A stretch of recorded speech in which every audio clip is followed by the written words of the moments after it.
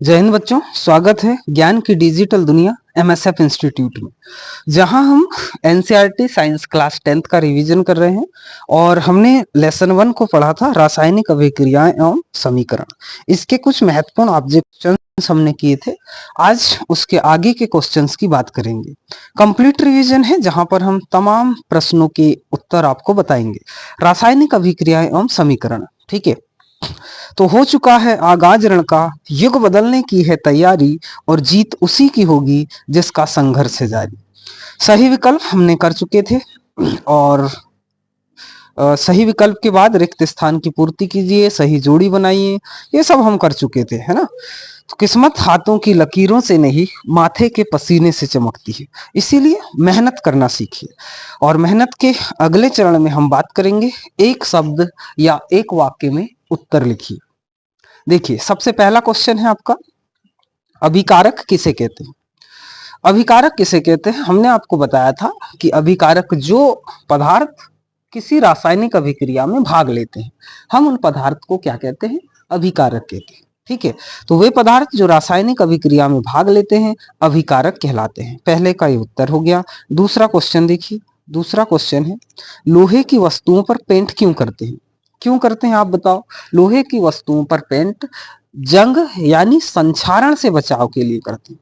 तो इसका सही उत्तर क्या होगा कि लोहे की वस्तुओं को पेंट इसलिए किया जाता है क्योंकि लोहे की वस्तुओं को संक्षारण से बचाया जा सके, ठीक है। तो संक्षारण से बचाव के लिए लोहे की वस्तुओं को पेंट करते हैं, ठीक। नेक्स्ट क्वेश्चन देखिए, क्वेश्चन नंबर 3, क्या होता है जब बुझे हुए चूने को जल में मिलाया जाता है।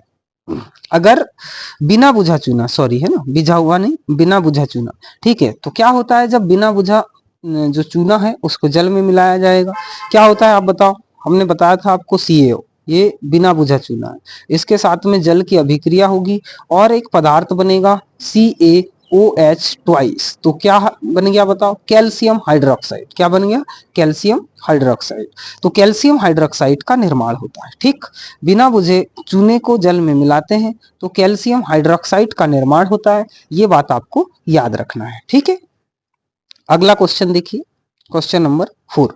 क्या question number 4, FeCuSO4 sorry Fe plus CuSO4 is equals FeSO4 plus Cu किस प्रकार की अभिक्रिया है। तो यहां देखिए क्या हो रहा है, ये था Fe प्लस CuSO4, यहाँ पे हुआ क्या, यहाँ पे क्या हुआ कि ये जो Cu है ये विस्थापित हो गया, और इसको विस्थापित किसने किया, आयरन ने किया।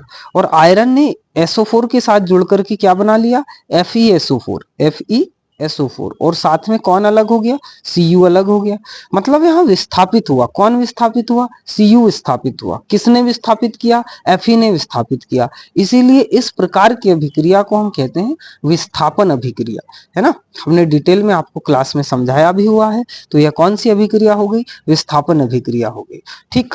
नेक्स्ट क्वेश्चन देखिए, ऐसी अभिक्रिया, क्वेश्चन नंबर 5, ऐसी अभिक्रिया जिसमें एक पदार्थ का अपचयन उपचयन तथा दूसरे पदार्थ का अपचयन होता है, इसको हम क्या कहते हैं। तो इसको उपचय अपचयन अभिक्रिया या इसको हम रेडॉक्स अभिक्रिया कहते हैं। तो आप इंग्लिश में याद रखें रेडॉक्स अभिक्रिया, ठीक है। यहाँ पे क्या लिखा, उपापचयन अभिक्रिया, है ना। क्या लिखा देखो, उपापचयन अभिक्रिया। तो उपापचयन अभिक्रिया या रेडॉक्स अभिक्रिया ऐसी अभिक्रियाएं होंगी जिसमें उपचयन और अपचयन दोनों साथ में होती हैं। क्वेश्चन नंबर 6, संतुलित रासायनिक समीकरण किसे कहते हैं। संतुलित रासायनिक समीकरण, ठीक है, ऐसी रासायनिक समीकरण होंगी जिसमें अभिकारकों का जो द्रव्यमान्य है उत्पाद के द्रव्यमान्य के बराबर हो जाए। ऐसी रासायनिक अभिक्रियाओं को हम संतुलित रासायनिक अभिक्रियाएं कहते हैं, संतुलित अभिक्रियाएं। और इस प्रकार के समीकरण को संतुलित समीकरण कहते हैं। तो देखिए, संतुलित रासायनिक समीकरण, जिस रासायनिक समीकरण में अभिक्रिया में उत्पादों के कुल द्रव्यमान्य समान हो, अर्थात अभिक्रिया से पहले एवं अभिक्रिया के बाद में प्रत्येक तत्व में परमाणु संख्या समान हो, संतुलित समीकरण कहलाता है, ठीक है। वापस देखिए, संतुलित रासायनिक समीकरण, है ना, संतुलित रासायनिक समीकरण, जिस रासायनिक समीकरण में अभिकारक एवं उत्पादों के कुल द्रव्यमान समान हो, अर्थात अभिक्रिया से पहले एवं अभिक्रिया के बाद प्रत्येक तत्व के परमाणु की संख्या समान हो, वह संतुलित रासायनिक समीकरण कहलाता है। ठीक, तो ये हो गया संतुलित रासायनिक समीकरण। अगला प्रश्न देखिए, क्वेश्चन नंबर 7, संयोजन अभिक्रिया के लिए एक रासायनिक समीकरण लिखिए। संयोजन अभिक्रिया किसे कहते हैं? आपको पता है ऐसी अभिक्रियाएं जिसमें दो अभिकारक मिलकर के एकल उत्पाद का निर्माण करते हो, हम उसको क्या कहते हैं? संयोजन अभिक्रिया। तो NH3 है यहाँ और यहाँ HCl है। जब ये दोनों मिलेंगे या दोनों की जब अभिक्रिया होगी तो NH4Cl का निर्माण करेंगे। तो यह एक प्रकार की संतुलित रासायनिक अभिक्रिया है। NH3 plus HCl is equals NH4Cl। यह क्या है? एक संयोजन अभिक्रिया का उदाहरण है। ठीक है, अगला क्वेश्चन देखिए, क्वेश्चन नंबर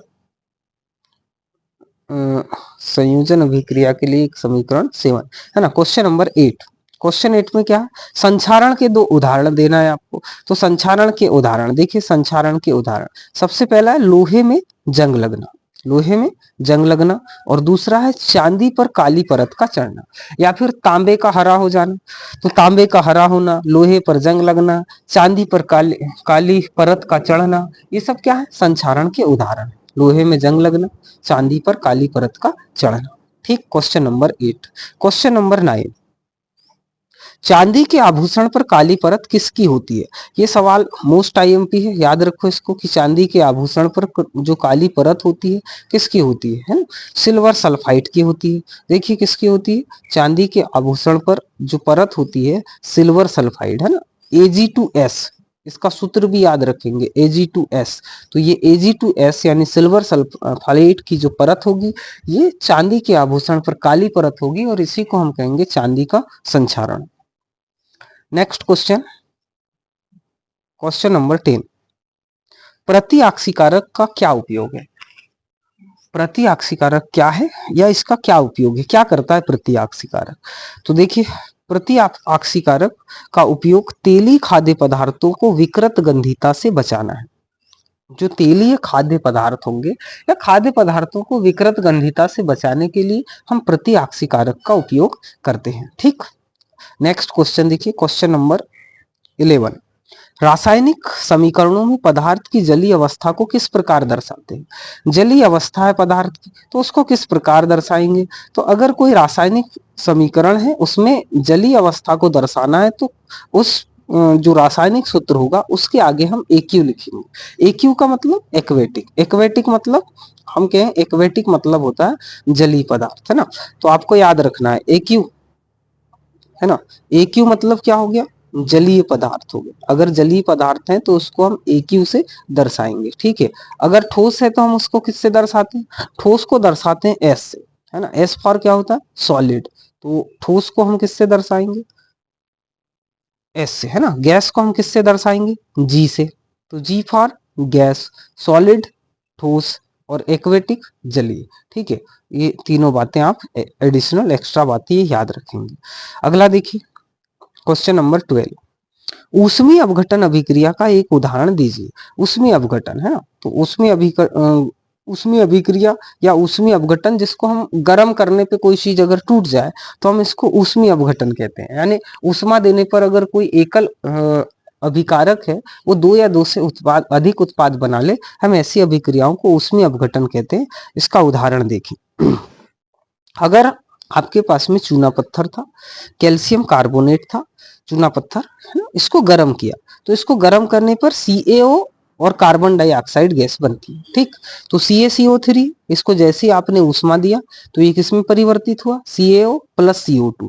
तो CaO एक अलग पदार्थ बना, CO2 दूसरा पदार्थ बना। इस प्रकार से यहाँ पर ऊष्मीय अपघटन हो रहा है। ठीक है, तो ये थे हमारे वन लाइनर, यानी एक शब्द में उत्तर दीजिए।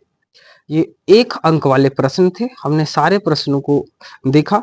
नेक्स्ट डे यानी नेक्स्ट सेशन में या अगले वीडियो में हम बात करेंगे अति लघुत्तरी प्रश्नों की, जहां पर हम 2 अंक के प्रश्नों के उत्तर देखेंगे और इसको पढ़ेंगे। आज के लिए इतना ही, बाकी आप पढ़ते रहें, बढ़ते रहें, है ना। फिर मिलेंगे अगले सेशन में, तब तक के लिए जय हिंद।